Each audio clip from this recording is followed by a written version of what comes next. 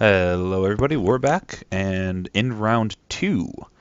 And here we have won the die roll, so we will be playing first. And our hand looks really good actually. We can go turn 3 Deranged Hermit, which is probably a pretty savage beating against anyone. So I will not mulligan. I will keep. Our opponent doesn't appear to be here yet. If he doesn't connect within 10 minutes, then he'll forfeit. So who knows? Maybe he's one of those people who decided to play in a Swiss and then drop after the first round because he doesn't know how Swiss works. Or maybe I took a good minute before I engaged in anything, and he said, well, maybe I'll just go reset my computer, to make sure that Magic Online is treating me well. Maybe he's playing on the beta client and it crashed. That's been known to happen.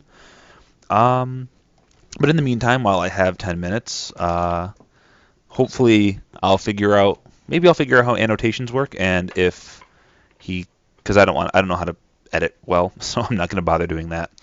But what I'm going to have you do is I'm going to have you guys all just kind of listen to me muse for a little bit, and I'll probably try to put an annotation in that links to when the game starts, or you can just fast forward and try to find it. Hopefully, I'm sure I can figure out annotations. I don't think they're that hard.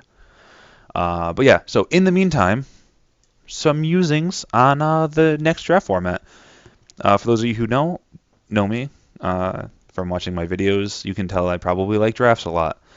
And I was looking at the most recent set, Born of the Gods, and played it in the pre-release. And I have to say, some of the cards in it are really powerful. They have some pretty crazy things that you can do with them that allow you to really take the decks that you were playing in Theros, and you don't really change what you're doing with them. You're still drafting similar decks. It's just that your decks seem to be more powerful. You're able to do more. I mean, not necessarily. You're not to the point of broken stuff, but you're to the point of some really good stuff. You get to do stuff like,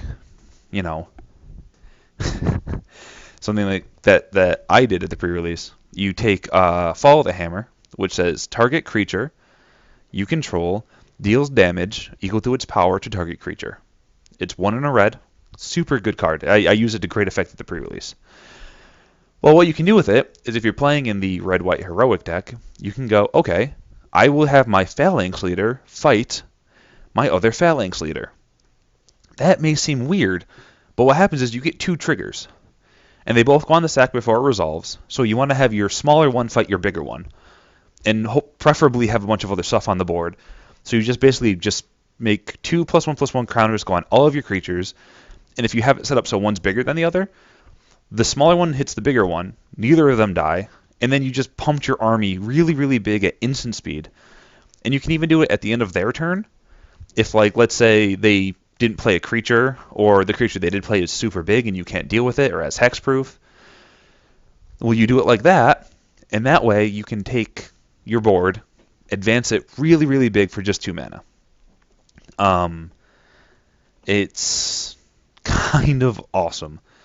And that's how I think the red-white heroic deck is going to be working in the future. It's going to be using a lot of these spells and a lot of Phalanx Leaders, Wingseed Riders, the new smaller Wingseed Rider, which is the 1/1 for 2 with flying and put a +1/+1 counter when it's targeted, heroic effect.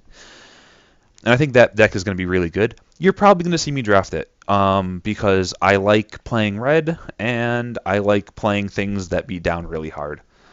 So that's a deck that I saw that was really powerful. Another deck that I saw that was really powerful is the green-blue deck, which didn't really... Maybe I missed it. Maybe I had a bestow, you just Megatron up one of your cards, and then when the bottom one dies, they all just fall off, and you get 3 creatures off of it. Maybe that was what they were going for with that, but I think that the blue-green are going to be pretty powerful because they have a lot of big creatures, just really efficient creatures, and then they have cards like Nimbus Naiad and Archetype of give everything flying, which basically makes all your things unblockable. So if you find a position where they're tapped out, and maybe you're on a board stall because they have a bunch of chump blockers, or you're afraid of like gang blocks and combat tricks. You hit your 6 mana, you make all your things basically unblockable unless they have things with reach. And because all of your stuff is just really, really big, because it all has, it's green, it's probably going to be really, really big, you can just bash in on people. Or you have like a Nimbus Naiad, or the unblockable 1/1 for 2 that for 6 you can bestow it and make something +1/+1 unblockable. You can just throw that on something that's really big, even if it's just like a really efficient 3/3, or God forbid a Nessian Asp. You hit that on turn 5, and then you have an unblockable 6/7 on turn 6, or 5/6 on turn 6. That's insane. Like, how does anyone come back from that? Especially if you then like hit lands and then monstrous it. I mean, the guy's dead in 3 turns. There's really no way around it. So I think that's going to be a deck that's really interesting to watch, because it's going to... I didn't really play a lot of it previously, that genre of deck. But I think with things like that in aqueous form, you can really abuse the way that works. What else did I see at the pre-release that I thought would make that in a draft situation would become really super powerful? There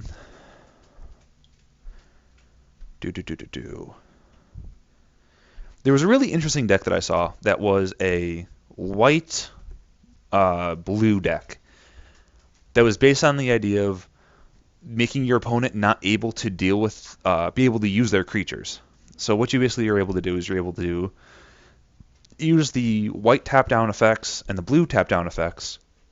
And the blue tap down effects are like the new Frost Breath that scries for an extra mana, and like Triton Tactics and stuff like that, with just some like efficient creatures that you can also target with those things because they have heroic.